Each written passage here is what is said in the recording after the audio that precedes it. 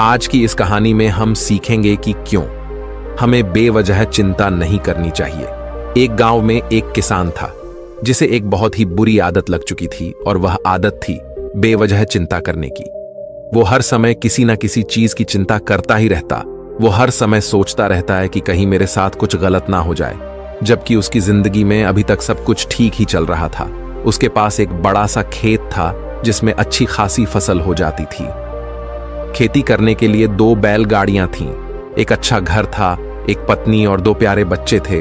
लेकिन फिर भी वो किसी ना किसी अनहोनी के बारे में सोचकर बेवजह चिंता करता रहता। कभी सोचता कि अगर मेरी फसल में कीड़े लग गई तो क्या होगा, अगर आवारा पशुओं ने फसल को बर्बाद कर दिया तो क्या होगा, अगर सूखा पड़ गया या अत्यधिक बारिश हो गई तो मेरी फसल खराब हो जाएगी। ऐसे ही वो भविष्य की अन्य बातों के बारे में सोचकर बेवजह चिंता में डूब रहा था, जैसे कि कहीं खेती के समय मेरे बैल बीमार ना पड़ जाए, मेरे बच्चों का भविष्य कैसा होगा, कहीं बुढ़ापे में मुझे कोई बड़ी बीमारी ना हो जाए, मेरे बच्चे बुढ़ापे में मेरा ख्याल रखेंगे भी या नहीं, वगैरह वगैरह। अपनी इस लगातार बेमतलब चिंता करने की आदत की वजह से वो आसान और परेशानी नहीं लगता था और अब उसका किसी भी काम में मन भी नहीं लगता था।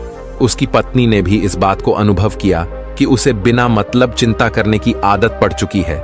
उसने उसे कई बार समझाने की कोशिश भी की, तुम बेवजह चिंता करना छोड़ दो, लेकिन उसके समझाने का कोई मतलब नहीं रहा। उसे पता चला कि नगर में एक महात्मा आए हैं जिनके पास सारी समस्याओं का हल है। फिर एक दिन वो उसे लेकर एक बौद्ध भिक्षु के आश्रम में पहुंची। बौद्ध भिक्षु बहुत ही बुद्धिमान और ज्ञानी व्यक्ति थे। किसान और उसकी पत्नी अपनी सारी समस्या बौद्ध भिक्षुओं के समक्ष रख दी। किसान ने कहा, महात्मा, मैं हर समय किसी न किसी बात की चिंता करता रहता हूं। मैं ज्यादातर उन बुरी चीजों के बारे में और फिर कभी अपना हाथ अपने सिर पर रखते तो कभी जमीन पर। वो बहुत ही चिंतित और बेचैन चकर चिंतित होता रहता हूं, जो अभी तक मेरे साथ हुई भी नहीं। किसान की समस्या को पूरे ध्यान से सुनने के बाद बौद्ध भिक्षु ने कहा, ठीक है, तुम दोनों कल सुबह आना और फिर मैं तुम्हें तुम्हारी समस्या का समाधान बता दूंगा। अगली सुबह जब किसान और उसकी पत्नी बौद्ध भिक्षु के आश्रम में पहुंचते हैं तो देखते हैं कि बौद्ध भिक्षु बहुत ही चिंतित अवस्था में जमीन पर पालथी मारकर बैठे हुए हैं और उनके सामने एक दूध से भरा गिलास रखा हुआ है। बौद्ध भिक्षु बार बार उस दूध के गिलास की तरफ देख रहे हैं और फिर कभी अपना हाथ अपने सिर पर रखते तो कभी जमीन पर वो बहुत ही चिंतित और बेचैन दिखाई पड़ते थे। ये देखकर किसान ने पूछा, महात्मा, आप इतने परेशान क्यों लग रहे हैं? आपके समक्ष दूध रखा है, आप इसे पी क्यों नहीं लेते? महात्मा बोले, मुझे चिंता हो रही है कि कहीं इस दूध को बिल्ली ना पी जाए या फिर मैं कहीं जाऊं और तो क्या पता, या दूध कहीं गिर जाए। मैं दूध को पीना तो चाहता हूं लेकिन मेरा भी मन नहीं है। मैं तो यही सोच रहा हूं कि अगर ये दूध खराब हो गया या कोई गंदी चीज इस पे पहुंच गया तो फिर क्या होगा? इतना सुनकर किसान जोर जोर से हंसने लगा। किसान ने हंसते हुए कहा, महात्मा, इसमें इतनी चिंता करने वाली कौन सी बात है? ये दूध ही तो है।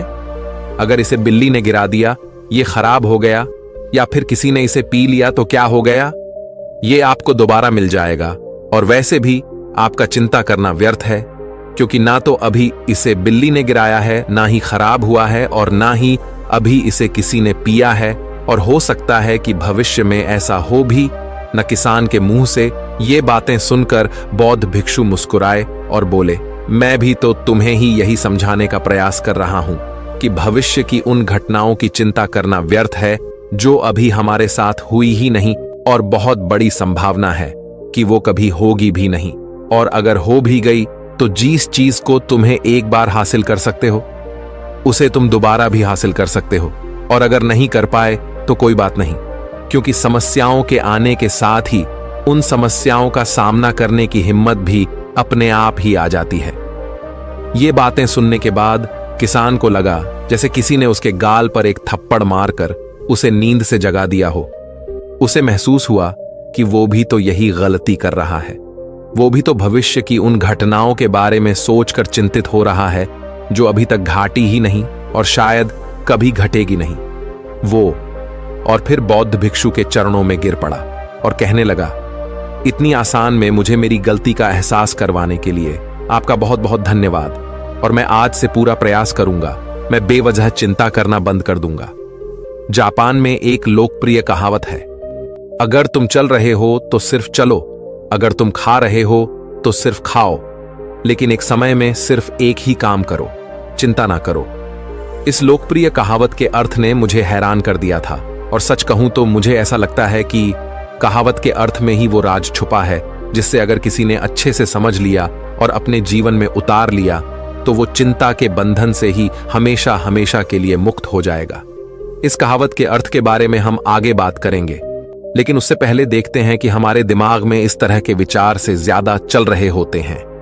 पहला, क्या मैंने ये काम सही से किया? दूसरा, क्या मैं इसे और बेहतर कर सकता था? तीसरा, इसका परिणाम क्या होगा? और चौथा, लोग मेरे और मेरे काम के बारे में क्या सोच रहे होंगे? ये ऐसे कुछ विचार हैं जो हमारे दिमाग की सिस्टम में ज्यादातर समय चलते रहते हैं, लेकिन हमें पता नहीं चलता, क्योंकि हमने इन विचारों के साथ जीना सीख लिया है। और हमारा दिमाग काम भी ऐसे ही करता है कि अगर हमने इसे किसी काम को कई बार करवा लिया तो फिर ये उसे अपनी आदत बना लेता है, और फिर हमारे चाहे बिना भी उस काम को करने का प्रयास करता है। शुरुआत में तो हम किसी भी काम को अपनी इच्छा से पूरे होशो हवास में करते हैं, लेकिन बाद में वो हमारी आदत बन जाता है, और फिर हम बस बेहोशी की हालत में बिना सोचे समझे उस काम को करते चले जाते हैं। जब एक बच्चा छोटा होता है तब उसे पता नहीं होता कि चिंता क्या है, लेकिन जैसे ही वो बड़ा होता है माँ बाप कहना शुरू कर देते हैं, बेटे आपको होमवर्क करना है, आपको उसकी चिंता नहीं हो रही, आपके एग्जाम आने वाले हैं, आपको उसकी चिंता करनी चाहिए। और ऐसे ही ना जाने कितनी सारी चीजों के लिए बच्चों के आसपास के लोग उसे चिंता करने के लिए कहते हैं, और वो छोटा बच्चा इस बात को मान लेता है। ये अच्छा, किसी भी काम को करने के लिए हमें उसकी चिंता करनी पड़ती है, और फिर वो भी किसी काम की घटना के बारे में बार बार सोचने लगता है। शुरुआत में तो वो ये काम जानबूझकर करता है, लेकिन धीरे धीरे उसका मन इसे अपनी आदत बना लेता है, और फिर ना चाहते हुए भी उसका मन एक ही विचार के बारे में बार बार सोचता रहता है, और फिर वो अपनी पूरी जिंदगी चिंता के इस जाल में फंस कर रह जाता है। लेकिन अब प्रश्न यह उठता है कि इसका समाधान क्या है? तो इसका समाधान है ऊपर बताई गई जिन कहावत का अर्थ, यानी जागरूकता। हमें अपने विचारों के प्रति जागरूक होना पड़ेगा। हमें थोड़ी देर रुककर इस बात पर ध्यान देना होगा कि कहीं हम ना चाहते हुए भी एक ही घटना के बारे में तो बार बार नहीं सोच रहे हैं।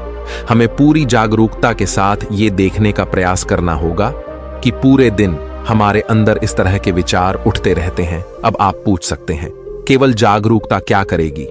मैं कहता हूं, या काफी है?